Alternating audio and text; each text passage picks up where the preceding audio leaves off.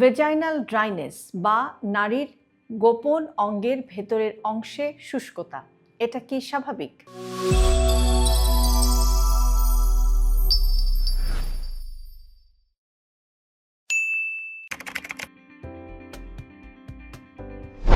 আপনি কি একজন নারী এবং আপনি কি লক্ষ্য করেছেন যে হঠাৎ করে আপনার শরীরের গোপন অঙ্গের ভেতরের অংশে কেমন যেন শুষ্কতা, অস্বস্তি, জ্বালা পোড়া, কেমন যেন একটা আনকমফোর্টেবল অবস্থা আপনি অনুভব করছেন?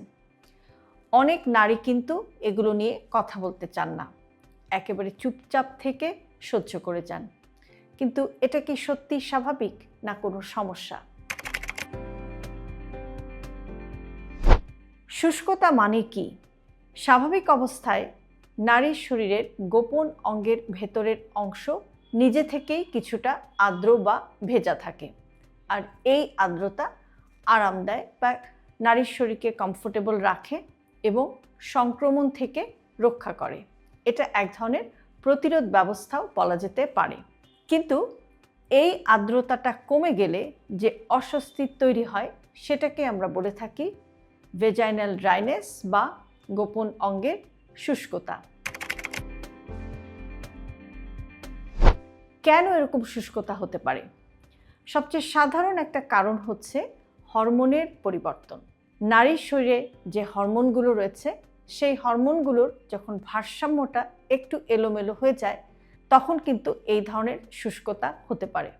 বিশেষ করে 40-এর পর, মেনোপোজের আগে বা মেনোপোজের পরে, অথবা প্রেগনেন্সির সময় কিংবা গর্ভধারণের সময়, কিংবা বাচ্চাকে বুকের দুধ খাওয়ানোর সময়, অথবা আপনি যদি অতিরিক্ত স্ট্রেস বা মানসিক চাপের মধ্যে থাকেন তখনও কিন্তু এই ধরনের ভেজাইনাল ড্রাইনেস ডেভেলপ করতে পারে। কারণ এই সময়গুলোতে ইস্ট্রোজেন হরমোনটা কমে যায়, যার ফলে ন্যাচারাল যে ময়েস্ট বা ন্যাচারাল যে আর্দ্রতা সেই ময়েস্ট ভাবটা কিন্তু কমে যায়, প্রাকৃতিক আর্দ্রতা কমে যায়।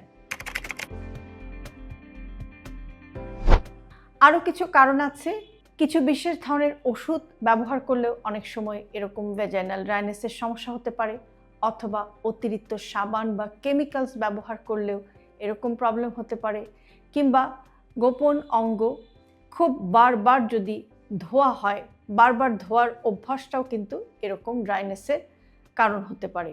এছাড়াও কম পানি খেলে, ডায়াবেটিসের সমস্যা থাকলে কিংবা থাইরয়েডের সমস্যা থাকলেও কিন্তু এই ভেজাইনাল ড্রাইনেস ডেভেলপ করতে পারে। লক্ষণগুলো কি কি হতে পারে? একটা শুষ্ক অনুভূতি, হালকা জ্বালা, চুলকানি, কখনো কখনো ব্যথা, দৈনন্দিন কাজে অস্বস্তি। এটা কি ভয়ঙ্কর? বেশিরভাগ ক্ষেত্রে এটা ভয়ঙ্কর না, কিন্তু আপনি যদি অবহেলা করেন তাহলে কিন্তু বারবার সংক্রমণ হতে পারে এবং ক্ষত তৈরি হতে পারে। দীর্ঘমেয়াদে আপনার কিন্তু অস্বস্তি হতে পারে। ভেজাইনাল ড্রাইনেস একটা প্রচণ্ড রকমের অস্বস্তি বা আনকমফোর্টেবল অবস্থা তৈরি করে, যেটা কিন্তু ডে টু ডে লাইফটা চালিয়ে নিতে একটু কষ্টসাধ্য হয়ে যেতে পারে অনেক সময়। এখন আসি যে কি করলে এই ধরনের অস্বস্তি থেকে আরাম পেতে পারেন আপনি। পর্যাপ্ত পরিমাণে পানি আপনাকে পান করতে হবে। কেমিক্যালযুক্ত সাবানগুলো যতটা সম্ভব এড়িয়ে যাওয়া যায় সেটাই ভালো। ঢিলেঢালা সুতি পোশাক পরার চেষ্টা করুন এবং গোপন অঙ্গের জায়গাটি অতিরিক্ত পরিষ্কার না করাই আপনার জন্য ভালো। পরিষ্কার রাখবেন, তবে খুব বেশি পরিষ্কার করার চেষ্টা করবেন না। মানসিক চাপ থাকলে সেটাও আপনি কমানোর চেষ্টা করুন, কারণ এই পদক্ষেপগুলো যদি আপনি নেন সেটা কিন্তু ভেজাইনাল ড্রাইনেসের অস্বস্তি থেকে দূরে থাকতে আপনাকে সাহায্য করতে পারে। এবার আসি যে কখন অবশ্যই আপনি ডাক্তারের কাছে যাবেন। যদি আপনি দেখেন যে খুব বেশি জ্বালাপোড়া হচ্ছে, রক্তপাত হচ্ছে, দুর্গন্ধযুক্ত স্রাব আসছে এবং দীর্ঘদিন ধরে আপনি যদি এই ধরনের সমস্যায় ভুগতে থাকেন তাহলে কিন্তু অবশ্যই আপনি ডাক্তারের সাথে একটু কনসাল্ট করে নেবেন।